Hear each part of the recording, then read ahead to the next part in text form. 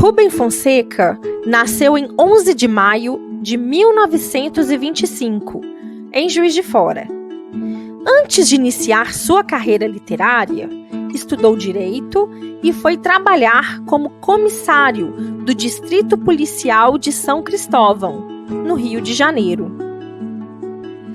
Em seu trabalho policial, pôde vivenciar como realmente funcionava o mundo do crime. Trabalhou como patrulheiro e lidou com furtos, assaltos e diversos tipos de crimes. Posteriormente, saiu das ruas e passou a ficar somente no gabinete. Foi escolhido, então, para fazer mestrado em administração na Universidade de Nova York, nos Estados Unidos. Tal fato teve grande impacto na sua carreira. Enquanto trabalhava na polícia, escrevia crônicas e roteiros para o cinema, que então se desenvolvia na cidade do Rio de Janeiro. Trabalhava com a escrita de modo paralelo à sua carreira policial. Sua carreira literária cresceu a tal ponto que pediu exoneração em 1958 para se dedicar integralmente à atividade literária, tendo sua experiência no mundo da polícia servido de laboratório para a literatura que viria a desenvolver posteriormente.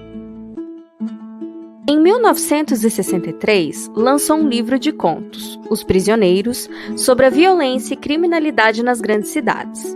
A mesma temática se encontra em diversas obras que se seguiram, como A Coleira do Cão, de 1965, Lucia McCartney, de 1967, e o romance O Caso Morel, de 1973, ano em que também lançou a antologia O Homem de Fevereiro ou Março.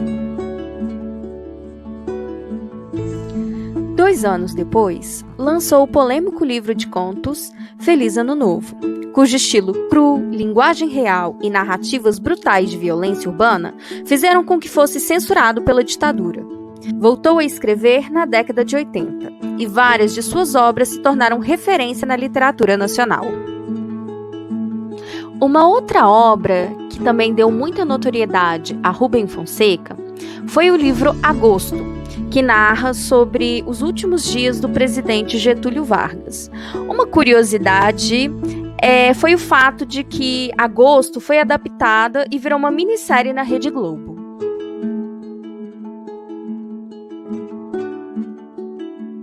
Rubem Fonseca foi, sem dúvidas, o precursor do brutalismo no Brasil, marcado por um estilo realista, narrativas cruas, discurso sem rodeios e bem direto. O estilo se iniciou nos Estados Unidos, com Truman Capote, com o seu romance-reportagem. Ele utiliza técnicas da escrita jornalística, mistura ficção e realidade, trazendo uma força realista impactante, que muitas vezes cruza o limite entre o ficcional e o real. O estilo trabalha a criminalidade como referencialidade para a escrita literária, que através de técnicas da escrita referencial jornalística consegue criar uma narrativa realista e factual. A violência impregna as narrativas tanto de Capote quanto de Fonseca, mostrando a barbárie e aquilo que a civilização não conseguiu domar.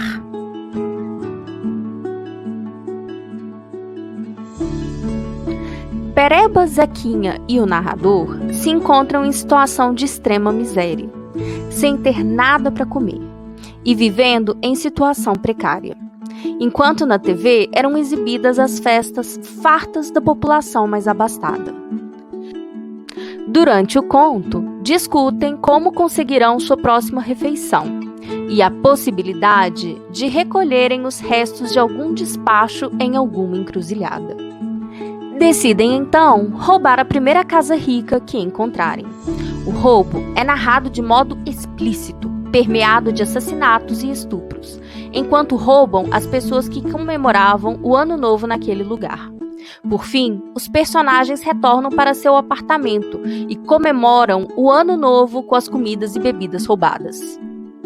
A violência está presente em todas as cenas descritas, desde o abandono da sociedade para com esses indivíduos, o assalto à casa de pessoas ricas e o assassinato de algumas dessas pessoas. Fazendo uma análise sobre os elementos do conto Feliz Ano Novo, nós podemos constatar que existem 3 personagens, um narrador, Pereba e o Zequinha.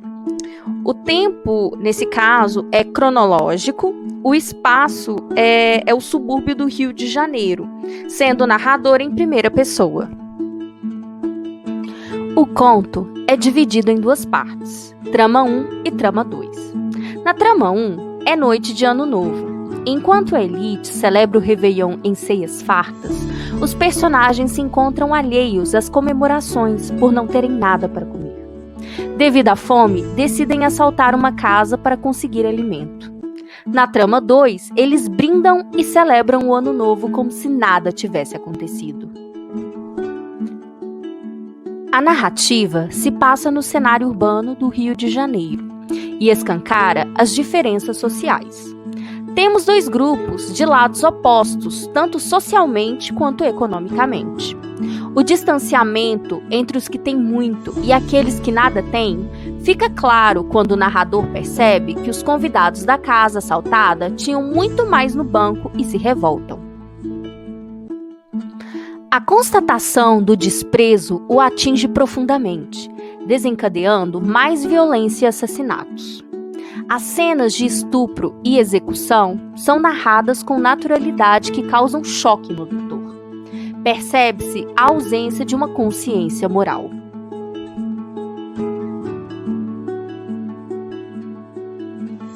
O conto se centra na figura de um homem, de classe abastada, casado e com filhos, no que aparenta ser uma família tradicional.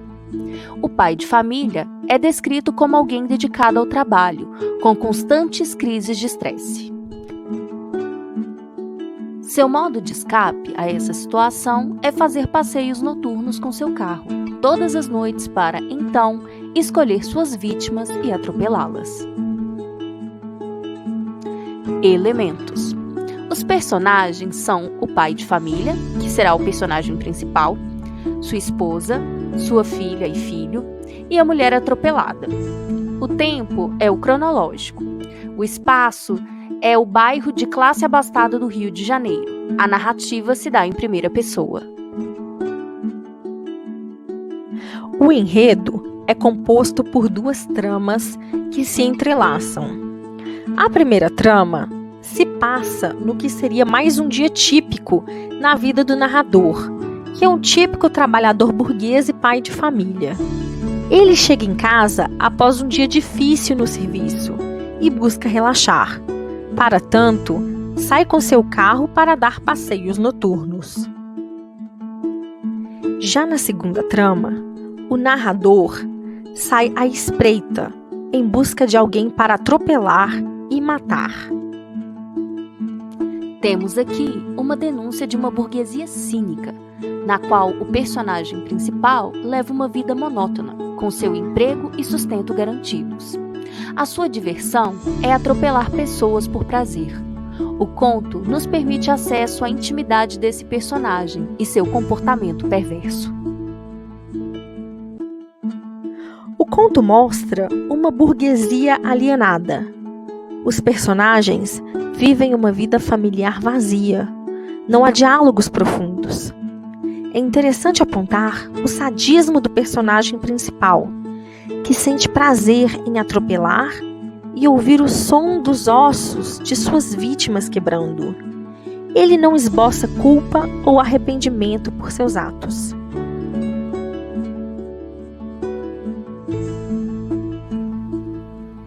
Em ambos os contos, temos narradores em primeira pessoa. Temos também o tempo cronológico e os 2 se passam na cidade do Rio. apesar de serem em bairros diferentes. Em Feliz Ano Novo, uma parte é narrada na periferia, já em Passeio Noturno, em um bairro de classe abastada. Em ambos, temos um realismo e um retrato da violência urbana. Em Feliz Ano Novo, a diferença social é gritante e existe um tom de denúncia das situações de pobreza. É ela que move os crimes dos personagens que não têm o que comer e se revoltam com o fato de que alguns têm muito e outros têm muito pouco, além da apatia da elite frente a essa realidade. Já em Passeio Noturno, vemos uma burguesia cínica que, apesar de ter boas condições de vida, vive uma vida podre e oculta. Em ambos os contos, os personagens não apresentam uma consciência moral que dite seu comportamento. Vemos uma apatia e falta de arrependimento por parte dos personagens. A partir da análise, é possível perceber que os contos são gêneros complexos, que mesmo com um tempo limitado, são capazes de narrar grandes enredos. Por meio da análise comparativa, torna-se claro o estilo do autor Rubem Fonseca, assim como a sua genialidade.